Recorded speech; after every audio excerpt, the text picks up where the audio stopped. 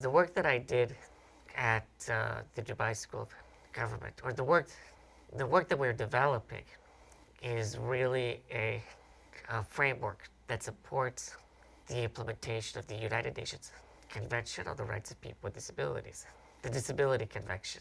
So we call it the DisCo framework. So the DisCo policy framework really is based on 5 evaluative criteria. The first of which is understanding whether the local laws are congruent to the international norms. Meaning, is there a set of laws on the national level or the local level that really support disability rights? Let's say, for the purposes of this work, urban development, standards, accessibility standards, mobility, transportation, all of these areas that deal with urban development, are they ingrained in the law? That's the first evaluative criteria. The second evaluative criteria really focus on understanding whether the executive, meaning the mayor or the governor for the local territory or municipality or local state, whether they're really signaling that disability rights is important, otherwise leadership. And then is that leadership being followed up with budgetary allocations? That's the second evaluative criteria, executive or budgetary support, or otherwise understood as leadership. The third area is really important. That's really the institutions.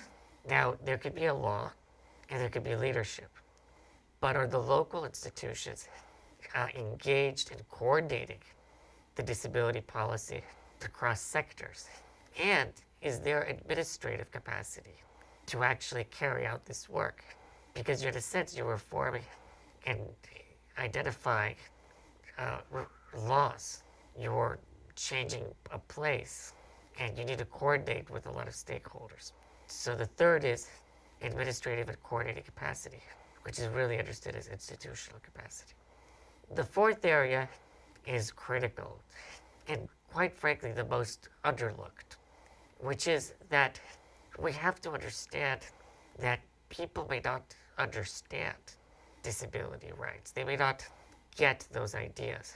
So the fourth is really measuring public attitudes towards people with disabilities by the general population.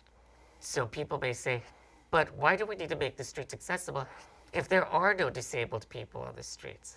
Maybe there are no disabled people on the streets because the streets aren't accessible. So understanding those ingrained beliefs and attitudes becomes very important. And finally, and most importantly, is the participation of the targeted groups.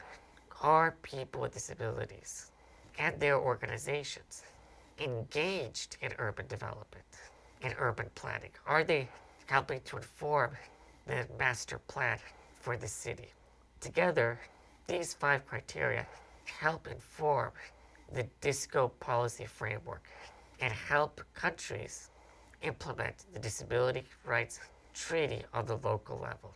It empowers local advocates, it empowers researchers, and it empowers local government officials to make meaningful, sustainable, and lasting change.